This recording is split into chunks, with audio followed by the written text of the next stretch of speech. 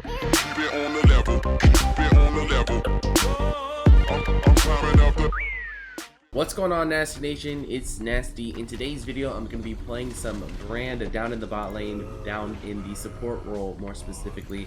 It should be a lot of fun. Brand is one of my go-to champions that I play if I'm looking to really carry a game, you know, have a lot of carry potential from the support role. Not something that a lot of support champions can typically do these days. Before we get into the video, make sure that you do leave a like on the video and subscribe to the channel if you have not done so already. But without further ado, let's get more into it. The first thing that I should probably mention is my runes. So this game we're going to be running Dark Harvest, Case of Blood, Eyeball Collection, Ultimate Hunter, Mana Flow, Absolute Focus, 2 Adaptive Force runes, and then 1 Armor rune. So Dark Harvest isn't a rune that you see a whole lot these days, but at the same time I think Brand works really well with Dark Harvest, mainly because his abilities apply a burn. So as for most champions in the game, you have to kind of have the Dark Harvest available to proc and then hit your ability on the enemy. When it comes to Brand though, they don't need to have the Dark Harvest available immediately, because your burns will tick down, get below that certain threshold that you need to proc the Dark Harvest, and then you'll eventually be able to proc it that way. So it is just a lot easier to proc it as Brand. A couple other things that I should probably mention. So Scorch is something that a lot of people like to run on Brand because he is a poking support, which is going to allow you to do a little bit more damage in the lane phase when it comes to poking. I just think that Absolute Focus is going to give you more damage later in the game if you're positioning well, up more HP, and thus you'll be able to put out more damage in team fights. I do think team fights is where Brand shines a little bit more. I think he has a strong lane phase, but late game is definitely a little bit stronger. Another thing that I should probably mention is the fact that I have Ultimate Hunter here. Again, his ultimate is probably one of his most important abilities, and you need that up if you're looking to get a lot of damage out in team fights. So that's just going to help the ability be up a little bit more often. So I was talking, a little bit distracted talking there, so I wasn't focusing on the wave. But we're going to try to focus up on the wave here, hopefully hit level 2, and potentially push with that. If I land a stun, we have a lot of potential. Okay. Fortunately, that I get hit by that binding. I'm not going to use flash here or anything. If I don't get hit by that binding, we probably get the kill. It's okay though, because we do get, I think, 2 flashes and a heal. I think we kind of just zone them for now. We have Nunu in the bot side of the map, so we have priority essentially. They can't feel too confident to walk forward at the moment because our jungler's nearby, assuming their jungler has the top side.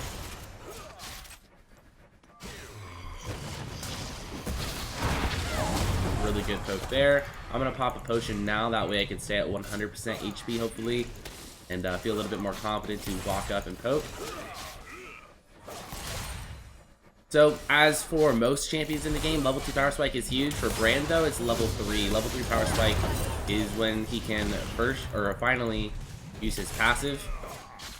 At levels 1 and 2, you can't actually get 3 abilities off, of course, so you can't utilize your passive. I wasn't unfortunately able to utilize my my level 3 power spike this time around. Excuse me, just because where the wave was. Nevertheless, the wave is evening out about now. Morgana Q is going to be on cooldown, so we should be able to walk up and play a little bit more aggressive. With the back steps here. My W should go off there with the ignite. Oh. Okay, so I popped the ignite there, expecting us to have the damage because my W going off there should have procced my passive. I'm not sure why it didn't proc there. I'm assuming that I spaced out my abilities a little bit too much. So maybe a little over eager there. Needed to space my abilities out a little bit less. Gonna look to maybe Eevee's minions. Okay, nothing there. I do want to play aggressive because obviously we have the advantage in this lane right now. But if I step aside from the minion wave to play aggressive, I get hit by Morgana binding, I'm gonna fall behind. What I was just mentioning there though is I was looking to hopefully W the backline, hit them in the process. If I miss them, you can also walk up though, use your E on the minions, and that'll also spread. So that's another way you can kind of proc your spell thieves. Your E doesn't do a lot of damage, so it's not the most efficient use of poking them, but it is really good if you're looking to just spread some fire, hopefully set up for a stun, or just at the very least proc your spell thieves.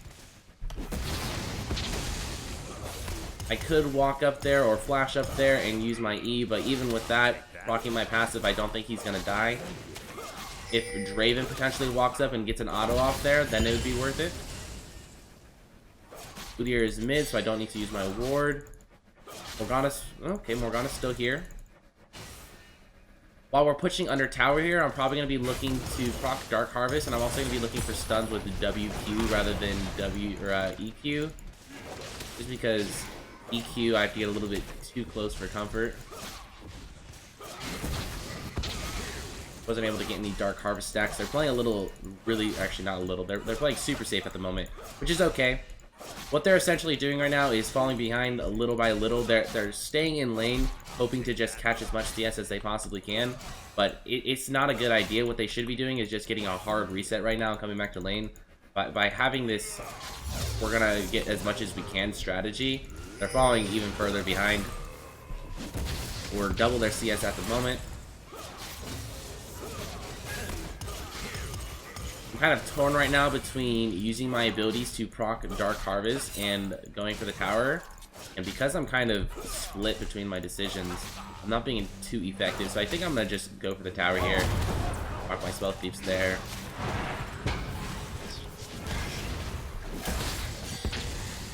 Morgana has recalled, so she is a bit strong at the moment, but we still have the upper hand when it comes to fighting Jhin. We should definitely push in this wave before we recall.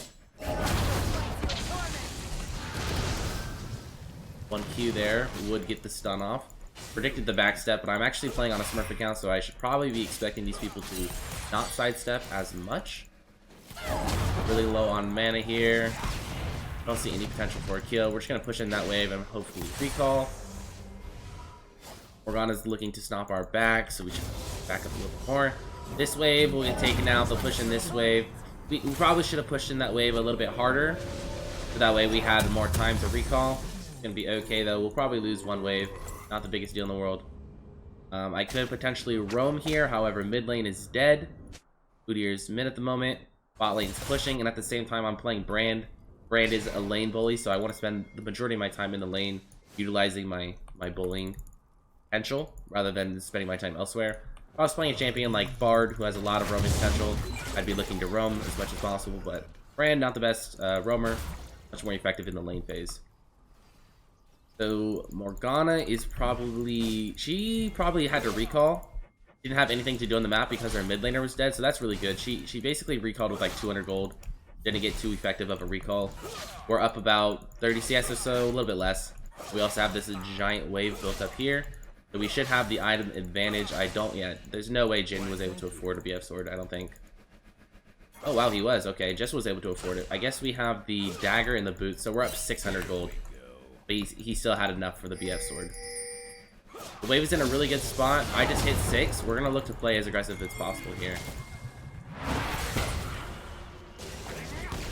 Okay. We'll look to hit him with one of those. Watch the flash. So when I say hit him with one of those, what that was there is a Q flash E combo. A lot of people like to line up the stun with the EQ combo, but it's very predictable. They can see it coming from a mile away.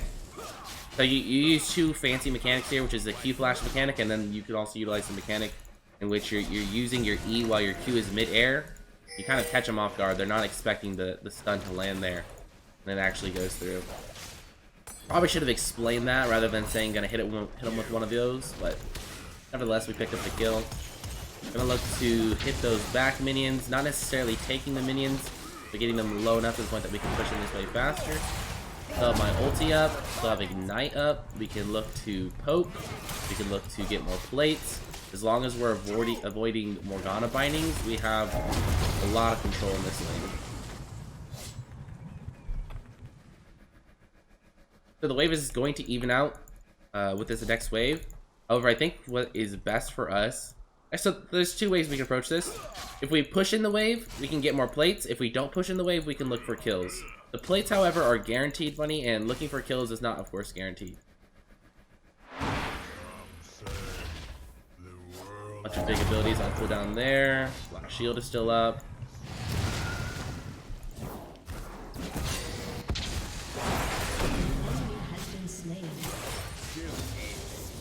Got a little too confident there. Probably shouldn't have walked that far forward. If I get hit with the binding, I for sure die there. But with their abilities on cooldown, initially I thought it was a good time to step up.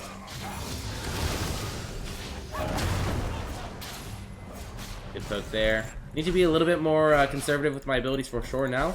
I'm a little bit low on mana at the moment. And I want to make sure that if I do land some kind of stun or some kind of poke, that I have enough mana to follow that up and hopefully get a kill.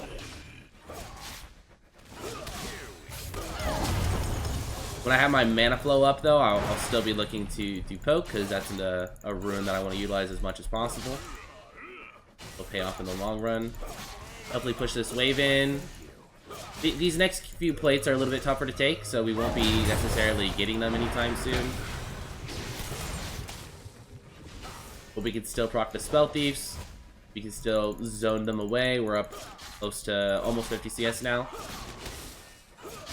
We only have 1 kill so far in this lane, but we're miles out of these guys.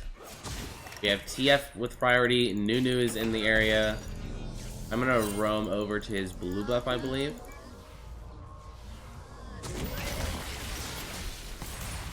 Okay, this is really good dive potential here. Just need to watch out for the binding.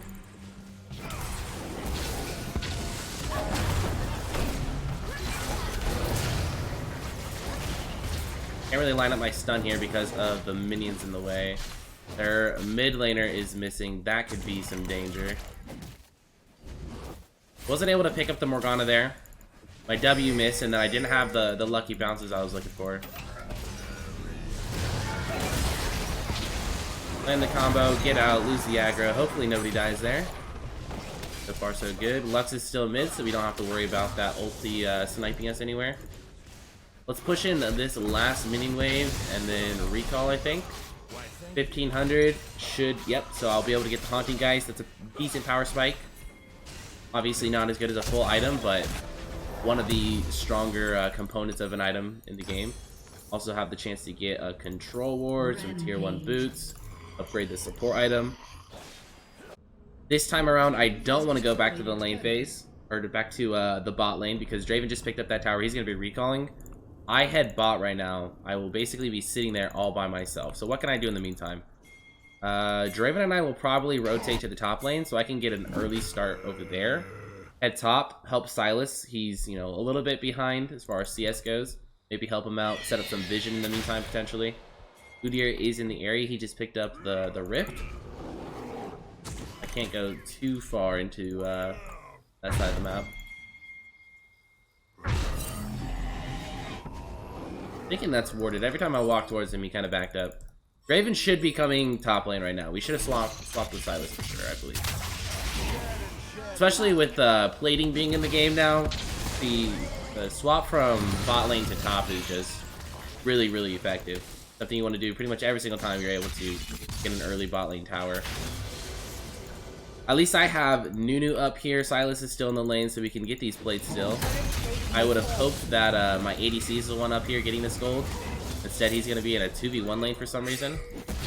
This is very awkward, actually. We don't have ADC, and Nunu's now gone, so now we're on a 2v2. Good situation gone bad very quickly. Tempo is something that is going to help you a lot when it comes to just winning games more often. Our tempo is very bad at the moment. Now they're trying to kind of force something and get the dragon. Hopefully that goes well. Lux got picked off early. Nunu might be able to secure that. Looks like he will. Okay. Caught up on the tempo a little bit there. Got a little lucky. Don't know if that was the best time to do a dragon, but it worked out. Hopefully I can regroup with my ADC soon enough. Start poking or chunking down some towers. Continue to snowball our lead. You just have to keep in mind that there's other ways to snowball your lead other than picking up kills. Even though we are, I'm only 0-0-2, Draven's only 2-0-1. We're still 60 CS up on the enemy bot laner.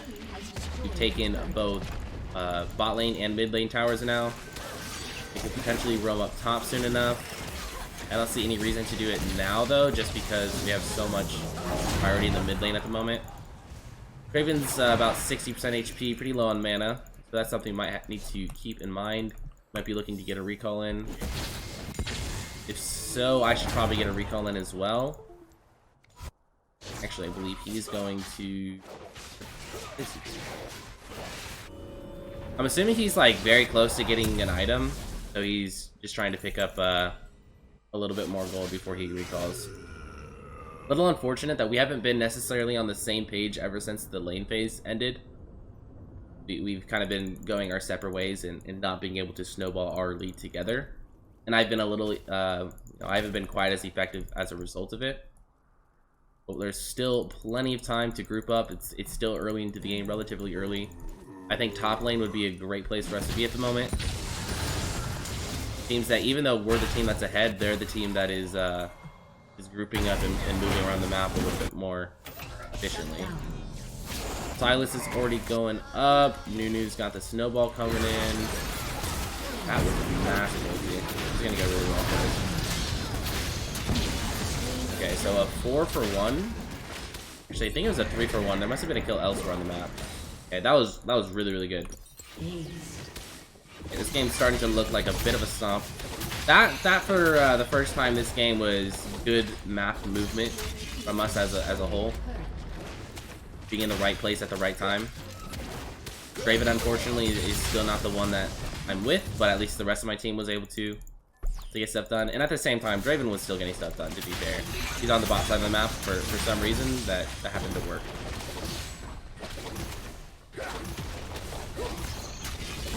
So the only way we pretty much lose this game at this point is if we overstay, we don't cash in our gold, they're able to get a lucky team fight, and then they can push and get objectives with that window that they have. In order to prevent that, all we have to do is every time we get an objective, just don't be greedy, don't overstay, recall, cash in our gold, continue to snowball our advantage, get back on the map, and continue to pressure some objectives. I think now, let's see, it's a 1 for 1, so 4v4 on the map. Their Rift Herald was used or expired, I don't actually know. They have decent wave clear with Lux, so that's something we might need to watch out for. We have pick potential with the TF, so those are some things that we can kind of work towards. Even with all that being said, though, I think we're just so far ahead that we can kind of shove down as 5 and just pick some fights. As you see here, they're kind of overextending a little bit. They're past their tower, which to me at this point in the game is pretty much overextending. If they're not under their tower, it's a free team fight opportunity for us. That was tragic.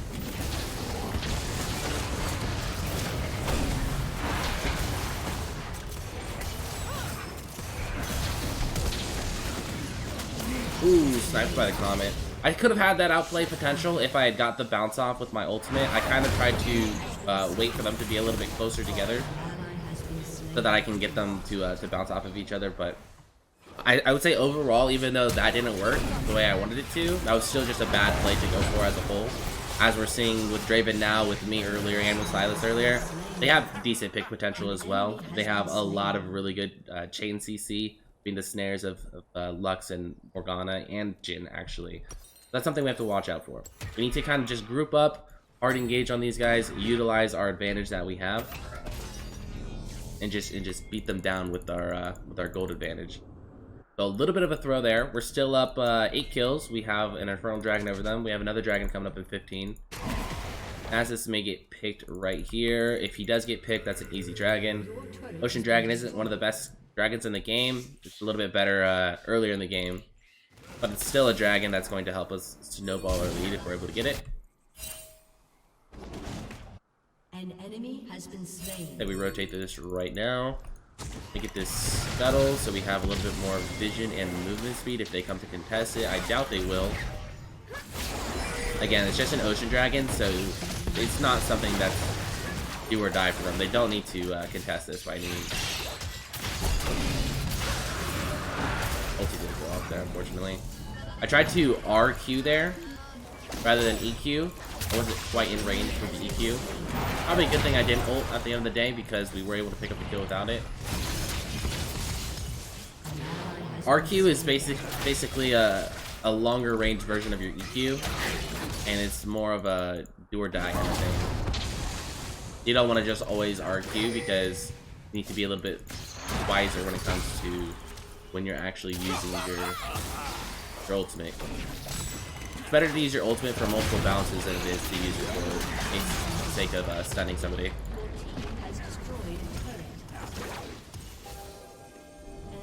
I think I definitely need to get tier 2 boots on my next recall. The extra movement speed is going to help me kite. It's also going to help me dodge the snares a little bit easier. Jane is kind of following up for some reason. I was hopefully waiting for Silas to land his stun there. I was going to follow that up with mine, just because it guarantees my stun. I think this might be a little too overeager. It doesn't have flash. Yeah, I have 1100 gold. I think this is a really good time for me to recall. I also have this control ward that's just been sitting in my inventory, which is a bit of a waste. I should probably put that somewhere over near their red buff or their blue buff. Or I could just hold on to it for when we siege. I don't like the fact that Draven's still pushing again. I don't think he's most effective there. See if I can open up with the ulti here. Maybe not. Faster. Okay, I'm gonna clear this wave out. Never really a good idea to chase an Udyr here.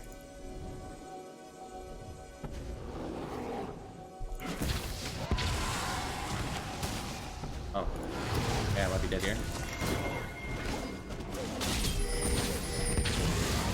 That's unfortunate. I definitely thought I hit him with my W right here.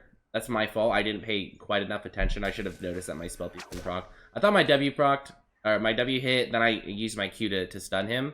Using my Q there, though, when I don't have him set ablaze is a complete waste.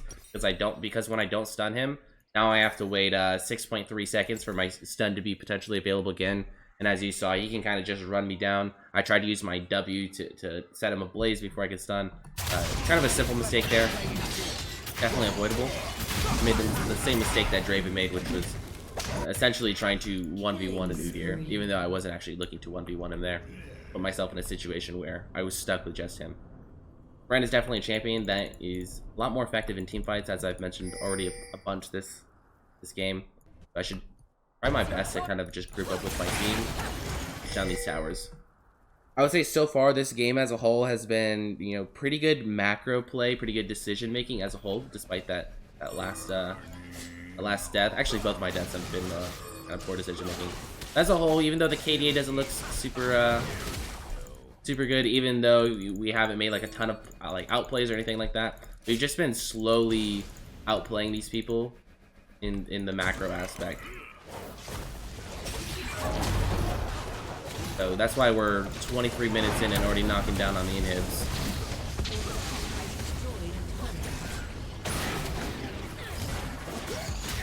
Plan here is just to focus down on this inhib while watching out for snares. If you hit by one snare, you can pretty much get one shot immediately. Now here, let's keep up the good macro play. Let's not just run it down mid after we get the inhib. After we get the inhib, there's not a whole lot to do. Even though we're getting a kill here, which is nice and all. Udyr's recalling right now. The smart call here definitely would have been to have the top wave pushing before we started running in, and then rotate top. Luckily though, we're just so far ahead, it seems that we can kind of just run it down and force the forfeit. So that'll wrap up this one. Pretty clean game overall. Glad that we were able to get the victory. I would say we had 2 deaths that were pretty poor decision making, but once again, just out macro these guys quite a bit throughout the entire game. Pretty happy with this performance. Again, as I mentioned in the beginning of the video, if you guys did enjoy this one, make sure to leave a like on the video and subscribe if you are new to the channel. Let me know down in the comment section below what champion you'd like to see a gameplay for next. Of course, we played Brand in this one, more of a carry style support. If you guys want to see more of a traditional type support, maybe something like, I don't know, Nami or Rakan, just let me know down in the comment section below. Hope you guys were able to enjoy this one. That'll do it for me though, and I'll see you guys in my next video. Peace. I could do this all day, I could do this all night, all month, all year, for my whole entire life. Who you know got a home, but seen to live on the road, looking like a black gypsy in the curve.